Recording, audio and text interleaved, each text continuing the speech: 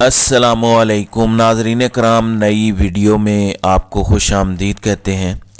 मुझे आज टीपू सुल्तान का वो मशहूर जुमला इमरान खान पर दुरुस्त बैठता दिखाई देता है, जिसमें वो कहते हैं कि शेर की एक दिन की ज़िंदगी गीदड़ की 100 साला ज़िंदगी से बेहतर है।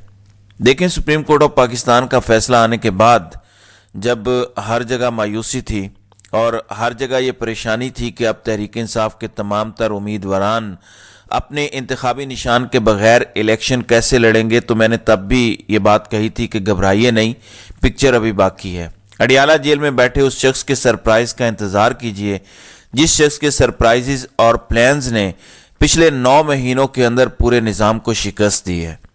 आज सुप्रीम कोर्ट ऑफ पाकिस्तान का फैसला आए 3 दिन हो चुके हैं। हफ्ते वाले दिन सुप्रीम कोर्ट ने तहरीक इंसाफ से उनका इंतखाबी निशान छीना था। आज मंगल का दिन है, लेकिन पिछले 12 घंटों के अंदर सूरत हाल बदल चुकी है। इमरान खान का दूसरा बड़ा सरप्राइज आ चुका है जिसने सबको घुमा कर रख दिया है। वकला हरकत में आए हैं और काजी फायज ईसा ने अपना एक बहुत बड़ा फैसला वापस ले लिया है। सुप्रीम कोर्ट में कुछ बहुत बड़ी डेवलपमेंट्स हुई हैं, तफसीलात मैं आपको बता देता हूँ। नाज़रीन इकराम, सुप्रीम कोर्ट ने जब से तहरीक इंसाफ से उनका इंतखाबी निशान छीना है, इस फैसले पर रद्द अमल आ रहा है। मैंने तब भी ये बात कही थी कि सुप्रीम कोर्ट खुद इस फैसले का बोझ नहीं उठा सकेगा। तारीख में सुप्रीम कोर्ट का ये फैसला एक बदनुमा दाग रहेगा। जिस तरीके से एक सियासी जमात को इंतखाबात से बाहर करने के लिए सुप्रीम कोर्ट ने पूरे 2 दिन तक तमाशा लगाया, पाकिस्तान की अदालती तारीख में इसकी मिसाल नहीं मिलती। सुप्रीम कोर्ट को खुद भी अंदाज़ा नहीं था कि इसका रद्द अमल हर गुजरते दिन के साथ इतना बढ़ेगा। कल सुप्रीम कोर्ट में चीफ जस्टिस काजी फायज़ के सामने बैठी जस्टिस मुसर्रत हिलाली ने एतराफ़ किया कि उनका ये फैसला गलत था।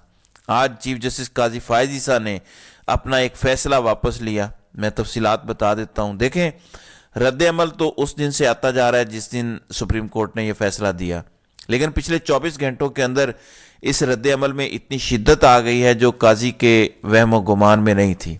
पहली बात तो ये कि कल जब जो सरदार लतीफ़ खोसा ने इमरान खान की हिदायत पर कोर्ट रूम नंबर 1 में काजी फायज़ ईसा को आईना दिखाया, जिस तरह से गुफ्तगू की, पाकिस्तान की अदालती तारीख में कभी किसी चीफ जस्टिस की ऐसी नहीं हुई होगी जो कल सरदार लतीफ़ खोसा ने सुप्रीम कोर्ट के कोर्ट रूम नंबर 1 में काजी फायज़ ईसा के सामने खड़े होकर आंखों में आंखें डालकर गुफ्तगू की।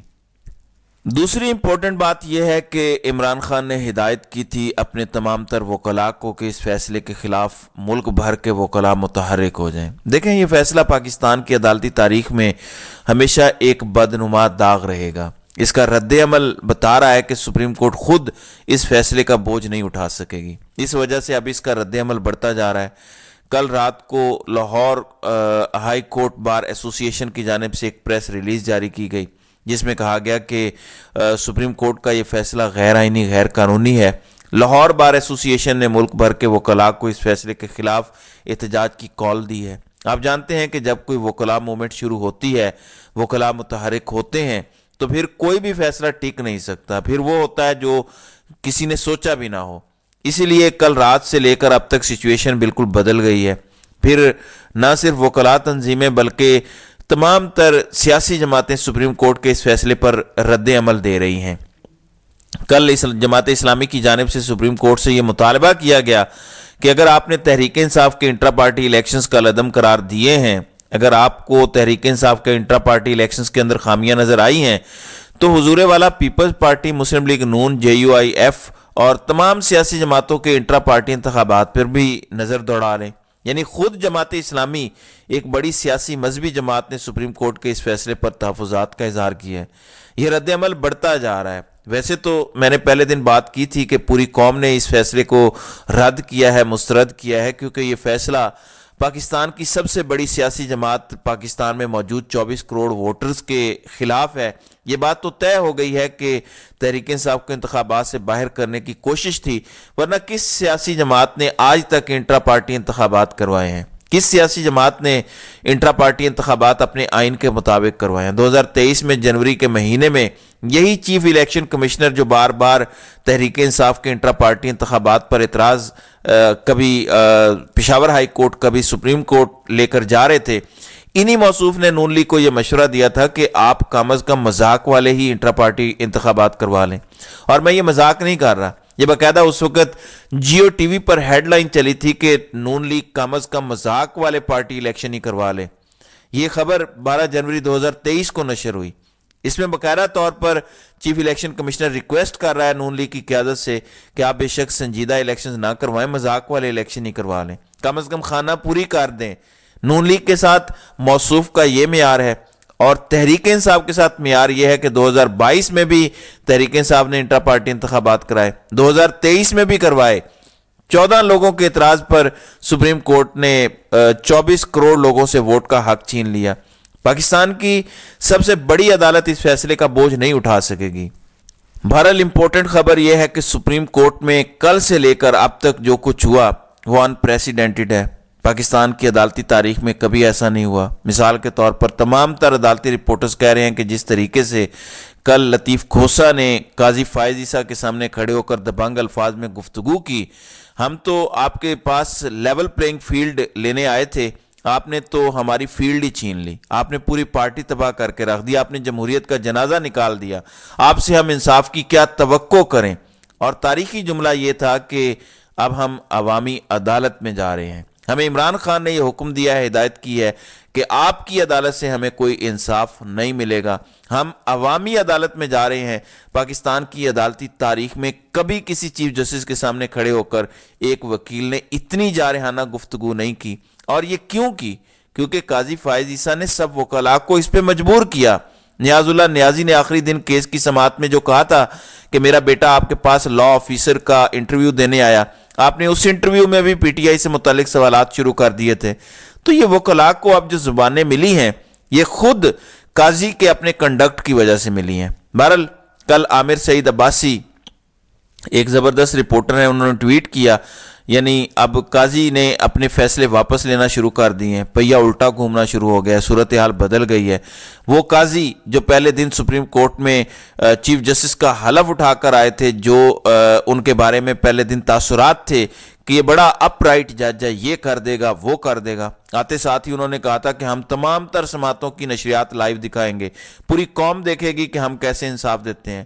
کل موصوف نے اپنا فیصلہ واپس لے لیا۔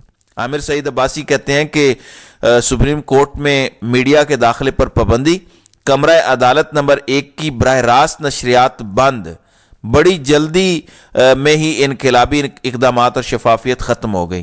یہ عامر سعید عباسی جو ایک کورٹ رپورٹر ہیں، پبلک نیوز کے بیورو چیف ہیں اسلام آباد کے، انہوں نے بات کی ہے کہ وہ تمام تر جو پرسیپشن تھا کہ ہم لائیو نشریات دکھائیں گے، ہم انقلابی اقدامات اٹھائیں گے، شفافیت ہونی چاہیے، کل سے وہ تمام انقلابی اقدامات ختم ہو گئے ہیں۔ اب جس قسم کا رد عمل آ رہا ہے انتخابی نشان والے فیصلے کے بعد، قاضی کو اس کا بخوبی اندازہ تھا کہ میرے ساتھ یہ سب ہو سکتا ہے، اس وجہ سے لائیو نشریات بند ہو چکی ہیں، کوئی لائیو نشریات نہیں چلے گی۔ دیکھیں جس قسم کا رد عمل تمام صحافیوں نے دیا، ایون وہ صحافی جو قاضی کے حق میں قصیدے لکھتے تھے، حسنات ملک ہوں، اسد طور ہوں، انہی تمام رپورٹرز نے یہ کہنا شروع کر دیا ہے کہ یہ تو پاکستان کی تاریخ میں سب سے کمزور چیف جسٹس ہے۔ انہوں نے تو اتنا دباؤ لے لیا جتنا ماضی میں کبھی کسی چیف جسٹس نے نہیں لیا۔ یعنی الیکشن کمیشن آف پاکستان کو آپ پیر والے دن پاکستان کا سب سے صاف شفاف ادارہ لکھ رہے ہیں، آپ اپنے فیصلے کے اندر لکھ رہے ہیں کہ الیکشن کمیشن آف پاکستان تو صاف شفاف انتخابات کروانے جا رہا ہے، حالانکہ اس الیکشن کمیشن آف پاکستان کے جو chief justice chief election commissioner ہیں وہ موصوف پچھلے سال ایک سیاسی جماعت کو کہہ رہے ہیں کہ کم از کم مذاق والے الیکشن کروا لو، اور ایک سیاسی جماعت کے انٹرا پارٹی انتخابات پر 14 لوگ اعتراض کرتے ہیں اور وہ کروڑوں روپے دے کر مخدوم علی خان کو وکیل لیتے ہیں۔ وہ کروڑوں روپے کیا چیف الیکشن کمشنر نے اپنی جیب سے ادا کیے؟ کیا قاضی یہ سوال نہیں کر سکتے تھے کہ چیف الیکشن کمشنر یہ جو مہنگا وکیل آپ نے کروایا ہے اس کے پیسے کون دے گا؟ کیا میرے اور آپ کے ٹیکس کے پیسوں سے جائیں گے؟ کوئی شک نہیں، میرے اور آپ کے ٹیکس کے پیسوں سے چیف الیکشن کمشنر پورے ملک کی عدالتوں میں تحریک انصاف کے خلاف درخواستیں دائر کر رہے ہیں۔ کون سا ان کے پلے سے پیسے جا رہے ہیں؟ کس نے ان سے یہ سوال پوچھنا ہے؟ تمام چیزیں تو مینجڈ ہیں۔ تمام اشرافیہ اس بات پر بضد ہے کہ پاکستان تحریک انصاف کو انتخابات سے باہر کیا جائے۔ سپریم کورٹ کے خلاف عوامی رد عمل بڑھتا جا رہا ہے، یہ عوامی نفرت ہے. لوگ 8 فروری 2024 کا شدت سے انتظار کر رہے ہیں.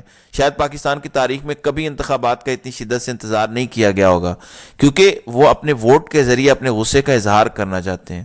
سیاسی جماعتیں بول رہی ہیں، وکلاء بول رہے ہیں، سول سوسائٹی بول رہی ہے، صحافی بول رہے ہیں، تمام تر عوام بول رہی ہے کہ یہ آپ نے کیسا فیصلہ دے دیا.